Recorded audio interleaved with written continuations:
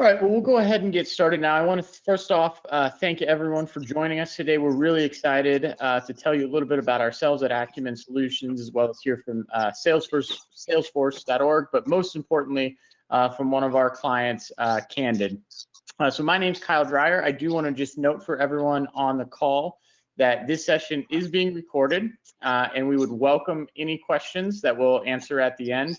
But please put them in the webinar chat box or question box within GoToWebinar, should you have any. With that, I want to start off by just going over a little bit of an agenda today. So we're going to start off with some introductions, and then we'll move into a little bit about Acumen Solutions and who we are and what we do within the Salesforce ecosystem. We're then going to have Brandon from Salesforce talk a little bit about nonprofits and their perspective on Salesforce Commerce Cloud within the nonprofit space, and then move into the Candid story. So Candid is one of our clients at Acumen Solutions that we've implemented Salesforce Commerce Cloud with, and they're really excited to tell you the story that about the journey that we've embarked on with them. And then lastly, we'll finish up with some Q&A. So to start off with introductions, as I mentioned, my name's Kyle Dreyer. I've been with Acumen Solutions about 3.5 years. I've worked in the Salesforce ecosystem for roughly a decade now. My role at Acumen Solutions is I lead our commerce practice. And so I work with our customers from early conversations in terms of how commerce can impact their organization, and then help see through and help from a delivery perspective as we move through our engagements. With that, I'd like to turn it over to Crystal Mandler to introduce herself. Hi, everyone. I'm Crystal Mandler. I lead the business systems and intelligent efforts at Candid, which I'll talk a little bit more about later. I have about 15 years of experience implementing a variety of business systems, from finance and accounting to CRM systems to HR and payroll, email marketing, and last but not least, e-commerce systems. And Brandon? Perfect, thank you, Crystal. So hello, everyone. I'm Brandon Bell, excited to represent Salesforce.org on this webinar today. But I've been with Salesforce for almost 5 years now, exclusively on the nonprofit side, but also exclusive to our engagement solutions. So that now includes Commerce Cloud, which we're very excited just to discuss with everyone further today. Thanks, Kyle. Great. Thank you, Crystal and Brandon. So we want to start off today with telling you a little bit about Acumen Solutions and who we are as an organization. So Acumen Solutions was founded in 1999, and we are purely a Salesforce implementation partner. Specifically within the .org sector of Salesforce, we are a premium partner within Salesforce.org. We're headquartered in Washington, D.C. We have offices throughout the United States, Canada, and an office in London. And we really, we're a top 10 Salesforce partner, and we implement these solutions across the globe for our customers. As an organization, we have about 1,000 employees, over 2,100 certifications, and we consider what we can call multi-cloud specialists. So what that means is we have the ability to understand your business and utilize the suite of Salesforce products to really implement them to transform the way your organization is operating.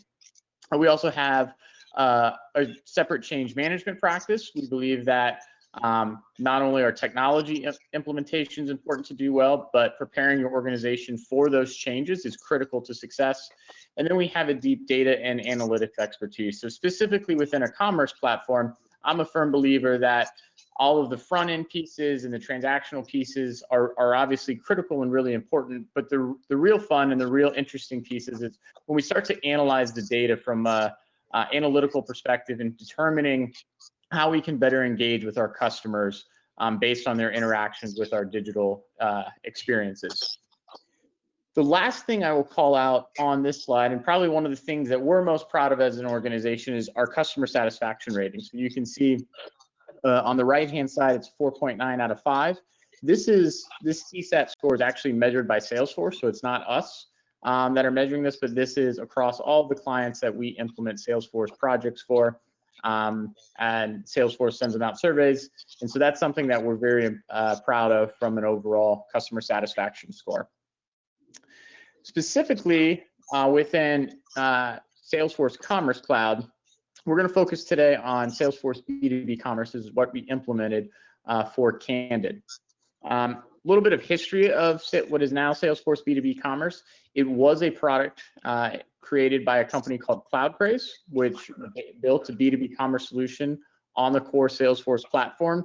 And so Acumen was actually partners with CloudPraise prior to them being acquired by Salesforce. And so we had implemented several storefronts across the globe.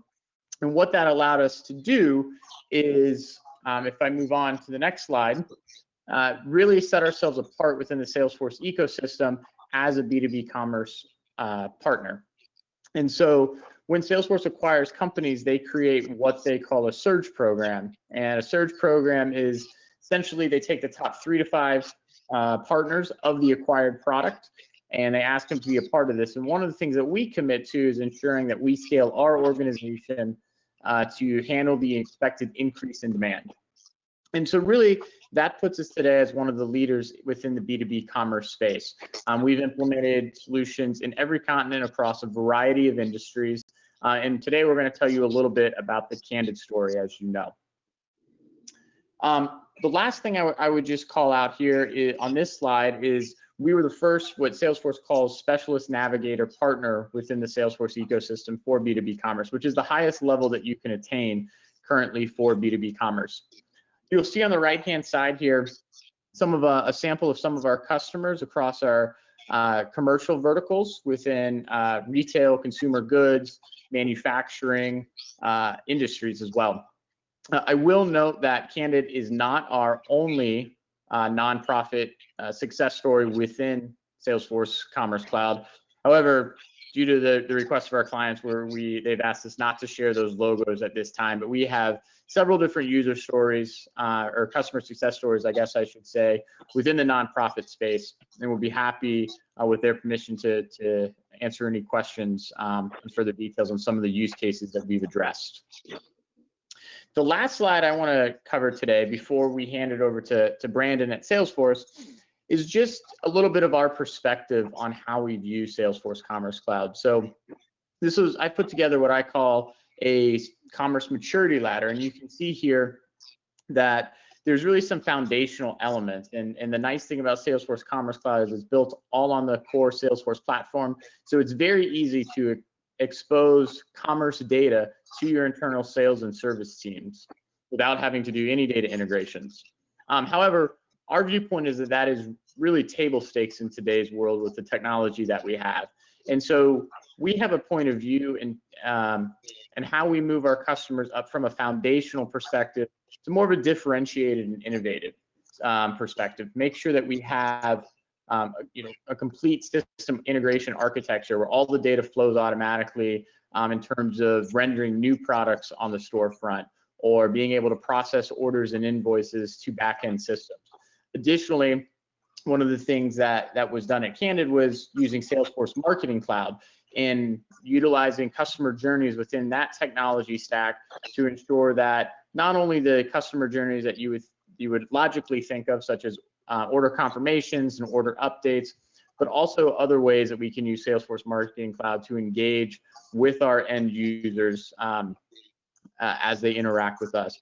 And then lastly, moving up into the innovative kind of tier. And as I mentioned, we have a separate Einstein analytics practice within from a Salesforce product perspective. And so this allows us to use that technology to help identify upsell and cross-sell opportunities, increase our average order value, and ultimately increase the actual revenue that is flowing through the system as well. So hopefully that provides you a little bit of an overview of Acumen, our commerce practice, as well as our viewpoint on how we can use not only Salesforce Commerce Cloud, but the entire Salesforce product suite to really help transform your organization. With that, I'm going to turn it over to Brandon to give us a little bit of the Salesforce perspective. And let me make sure that we are transitioning here. Perfect. Okay, great. So what I planned on doing just for a couple minutes is just walking through very briefly how Commerce Cloud came to be on the Salesforce.org side.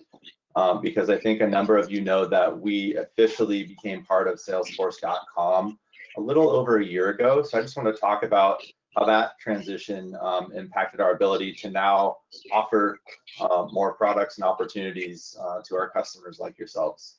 So with that being said, the thing that hasn't changed on the Salesforce end is our customers and a lot of the challenges and also just the goals that we are reaching for. So we all want to try and raise more funds if we can, and also lower costs on the technology front, and also innovate faster, especially in light of a pandemic taking place, right? So that's something that we want to try and help you with. But that's challenging as technology continues to change. And the thing I was thinking of this week is I'm still using an iPhone 8 and realize, oh my gosh, Apple's already on the iPhone 12. Like, that's how quickly things are changing and shifting. But we want to make sure that we keep kind of those priorities at our forefront as we're working with you, and that includes on the commerce side of things. So as we look at that shifting market in the landscape, I can't help but think of, as we move towards, say, Giving Tuesday, if that's a big event at your organization, there's a lot of competition for our time, right? And our inboxes are going to fill up, and there's going to be also just new shifts in technology, as well as with your business model. I'm sure it's looking a lot different than it did, let's say, 9 months ago, especially when the pandemic started. So regardless of what cloud that we're focusing on in today with Commerce Cloud, we want to make sure that we keep those sorts of ideas at the forefront as well, and think through how do we bring those things to the forefront. Because as technology is changing, even on the nonprofit front, I think if we put ourselves in our constituent shoes just for a second, we're still expecting that consistency, that personalization that we're used to seeing. We always use Netflix as a great example, and serving up, what am I going to watch next? We want to do that for the commerce experience for your constituents as well. So that's something that we're excited to help you with, as well as Acumen.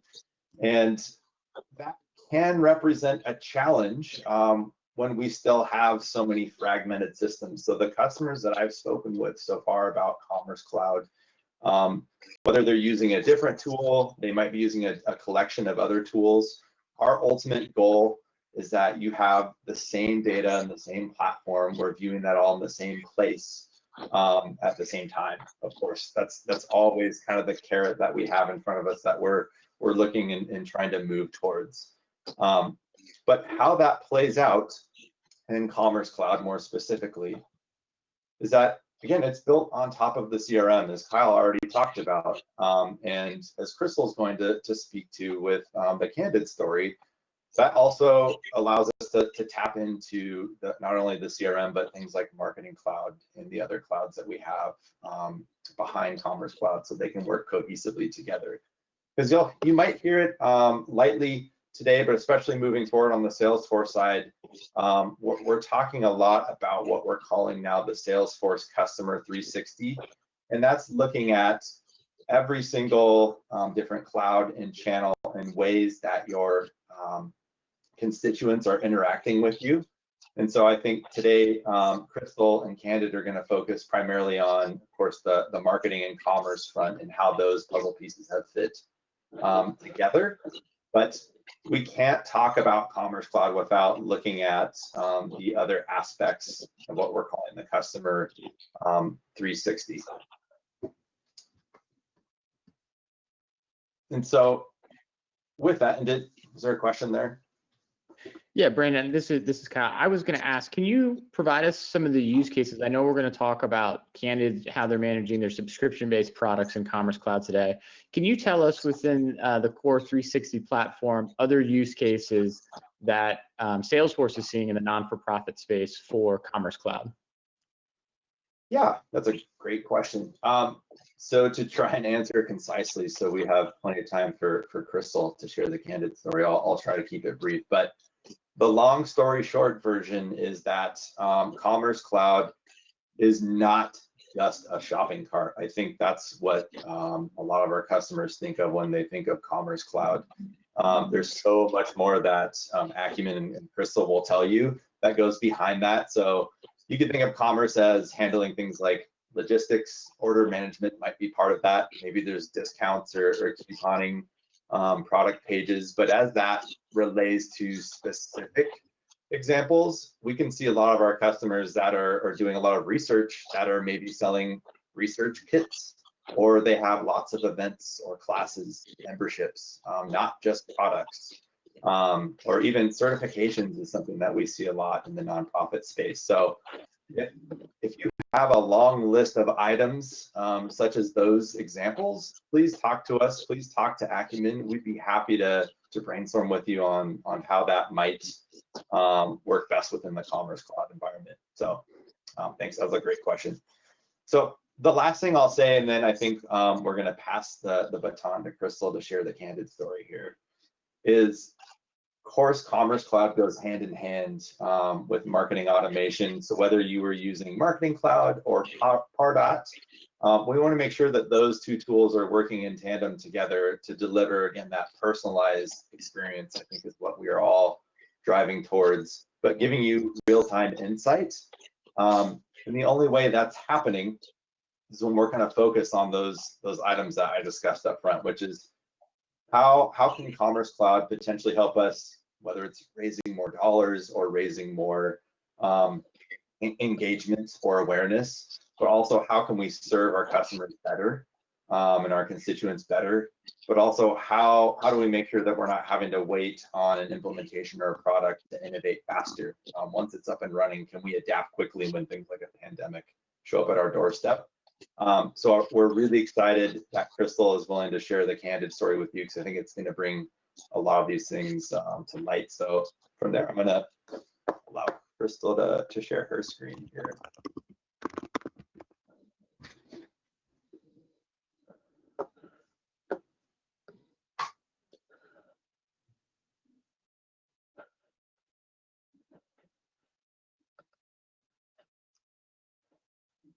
Hey, can you guys see my screen? Looks Yes. great. Okay, great. Okay, I'm going to talk a little bit about Candid and our journey with Commerce Cloud and Salesforce. So I'm going to start by giving some context and talk a little bit about who we are and what we do as an organization. So about a year and a half ago, a little more than a year and a half ago, Foundation Center and GuideStar joined forces. We're the two leading organizations who provide data for nonprofits on nonprofits. So this represents the joining of the two biggest information sharing forces in the non-for-profit sector, and I'll give a history of each. So Foundation Center, what we know as Classic Foundation Center, was started in the 1950s. It was born out of McCarthyism when foundations were being investigated for the support of un-American activities. There was a group of foundations who came together and felt that the best way to deal with this kind of suspicion would be to create a public information service that was specifically about philanthropy. So transparency is really a part of the DNA of our organization. This is a photo of our first foundation directory published in 1956, where foundations voluntarily disclosed information about their financial situations and their donations. So Foundation Center Classic, these are the kinds of questions we would answer. Who would be the best funder for me if I were looking for funding? What other nonprofits or foundations are like me that I can partner with? How can I scan the overall landscape of funding? And what regions or interest areas might need the most help? So today we have the leading fundraising prospect research tool in the world. It's called Foundation Directory Online. We publish issue-based portals around trends in giving. We do research on these trends as well. We also report on geographic trends worldwide. We have a team of data scientists and developers that enhance our data. This is along with a number of other things, including trainings and best practices on philanthropy, news boards, and curated content. GuideStar, on the other hand, was established in 1994 by this guy right here, Buzz Schmidt. He paid employees out of his own pocket, but he really wanted to help donors make better decisions about giving and about nonprofits. So in 1999, GuideStar published 220,000 990s on a public website. And you can see this is the NASDAQ composite. This is 6 months before the internet crash.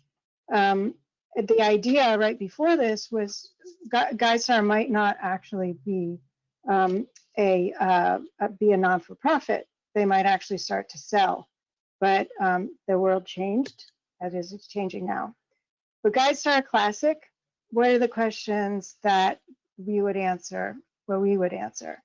What charities can I support, and is the charity that I'm supporting a legitimate charity? Are they legitimately a 501c3? How do I compare with other nonprofits that are like me?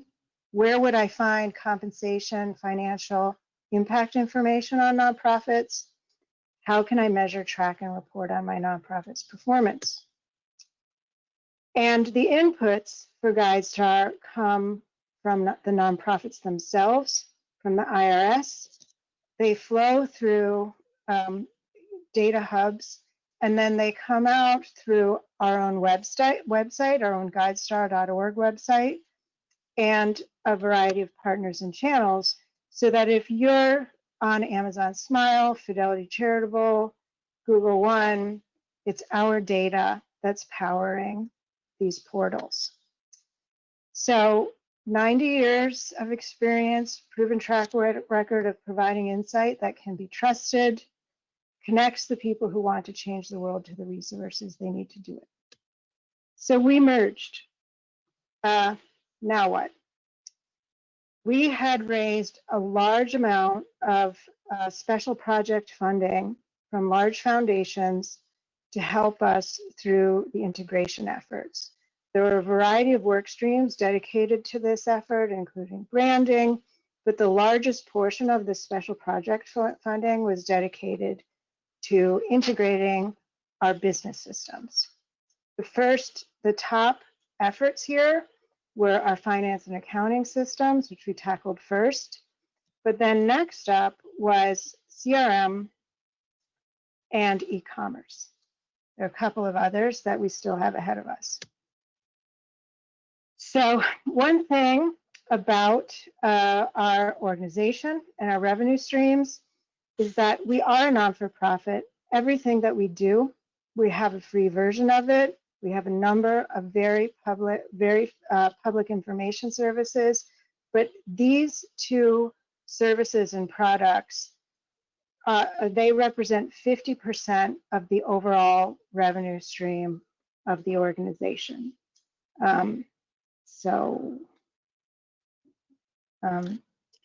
Crystal, in terms of subscriptions within these two products, can you give us a little bit more information on the options I have and kind of how we had to configure these subscriptions or allow them to be sold on our website? Sure. So both subscription types for Foundation Directory Online, we have two separate types of subscriptions. We have a free version of each, as I mentioned, but then we have what's called Essential, which is a more basic plan, and then we have Professional. We also have multi-user accounts, and then we do offer enterprise subscriptions for larger nonprofits, mostly hospitals and universities, some libraries.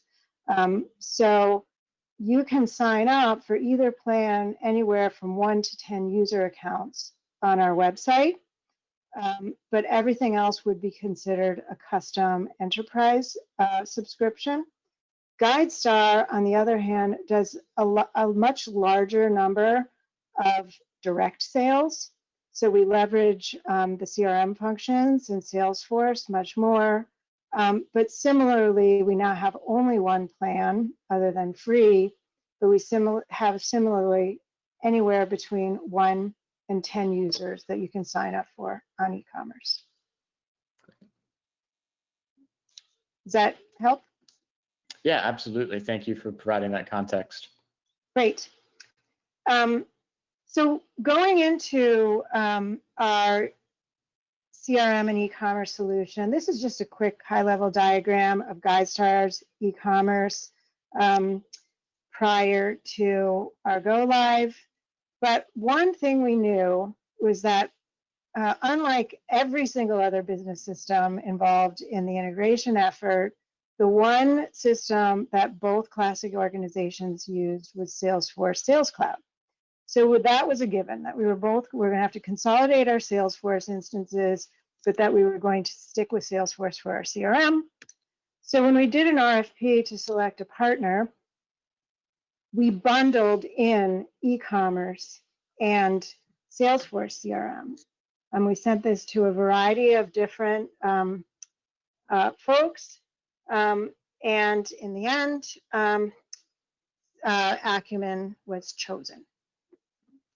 And Crystal, I think it would be remiss not to ask, can you tell us a little bit about the evaluation that went into that and why Acumen solution was selected as the implementation partner? Sure. So we sent this RFP to 6 different partner groups. It was pretty easy to eliminate a couple, but you learn a lot through an RFP process. And really, the top 3 finalists, interestingly, all came in at about the same cost. But we felt that Acumen had the best questions, did the most thorough due diligence, and really had, because of that, was able to do the most detailed response to us. So that was why Acumen was chosen. Okay, great. So we went live in early to mid-August. We are now, each one of these products are now, to one degree or another, leveraging B2B. GuideStar does not yet have subscriptions in B2B. However, I mentioned our direct sales through Salesforce. I'll show you a screenshot of this in a bit, but anyone who does a direct sale or e-commerce sale through GuideStar can log in, see their invoice in their B2B account area, and pay for it, which is quite new to us. And so, Crystal, when I look at this slide, there's obviously a lot of different products that are now available using B2B. And I personally obviously know all the work that went into this, but can you tell us a little bit about some of the challenges that, this is obviously a big implementation, challenges are inevitable. Can you tell us a little bit about some of those challenges and how we overcame them? Sure. I would say it's just that. It was a big implementation, and it was a large team. We did have sort of an aggressive timeline, mostly related to this integration funding, right? Because there were very strict time constraints around it. And there are a huge number of integrations. So, for example, we have our email marketing, we have our ERP system, which had to be built. We were simultaneously launching a new accounting system, and we're having to integrate to the products themselves. So I would also say that in terms of lessons learned, that regression testing and the data migration effort was enormous, right? So when you're in a separate custom-built e-commerce subscription management system for a long period of time, it's really important that that data is migrated appropriately and that it's tested prior to go live. So those are a couple of things that I would mention. Okay, great. Thank you. So now, again, this is what we have. It was an opportunity for rebranding. So all of our, prior to the go live of Salesforce B2B, every product, Foundation Directory Online, Grants to Individuals Online, Funding Information Network, all had their separate storefront and checkout, and they were all branded separately. So now there's a single brand, there's a single registration area. This registration and account creation is for free products in addition to the paid products. We also have overall branded e-commerce. So we have a single account area where, as I mentioned, you can log in, see your subscriptions, a single checkout. And then we also went live with a single sign-on solution. We used one login so that when you're in Salesforce B2B account area, you can go from Salesforce B2B to Foundation Directory Online. And when you're in Foundation Directory Online, there's a direct access into Salesforce B2B. And as I mentioned, you can see your receipts in your account area and your invoices and actually pay your invoices from there. And I don't want to end without mentioning what a massive, and just giving some stats on what a massive effort this data migration was, because it was combined with the integration of our Salesforce CRM systems. So we migrated 65 years of transactional history. This included Candid's first grant from the Russell Sage Foundation in 1956, and then massive deduplication and cleanup of customer accounts and contact records. This slide is actually a little bit out of date because there are many more than 61,000 accounts. And then the subscriptions themselves, which were in an integrated, but in a custom subscription management system that we had built in our ERP system and maintained ourselves. So that data had to be transformed and migrated into a much more out-of-the-box e-commerce solution. On top of that, GuideStar and Foundation Center cases have been consolidated for all of the cases that were in our separate Service Cloud instances under their consolidated accounts and contacts. And then for the Marketing Cloud, as Brad mentioned, the integration is much more integrated for journeys, which we're using for our marketing journeys, but also for our transactional communications for the products that are currently in B2B. So that's what I have. Well, great. Well, thank you, Crystal, and thank you specifically to you and Brandon, as well as everyone in the audience for spending some time with us this afternoon to talk through not only the Salesforce perspective from nonprofit and the nonprofit space for Commerce Cloud, but also specifically about the Candid story. So we do have a couple questions from the audience that I can address really quickly. And so the first one is, we currently utilize Sales and Service Cloud. What is the effort what is the effort to show the data from the commerce site within our existing environment? And so this is one of the things that Crystal kind of touched on, but I can go a little bit deeper into this. So Salesforce B2B Commerce is built entirely on the core Salesforce platform, which sounds great, but what does that really mean? And what that really means is we capture all of the data from the commerce site, different carts, the different orders, any kind of invoices that are either generated or integrated into Salesforce Commerce Cloud. It's all in the same database within the core Salesforce platform. And so why that is important is because obviously those orders and invoices, et cetera, all those data points are associated with different accounts and contacts that exist in your Salesforce instance.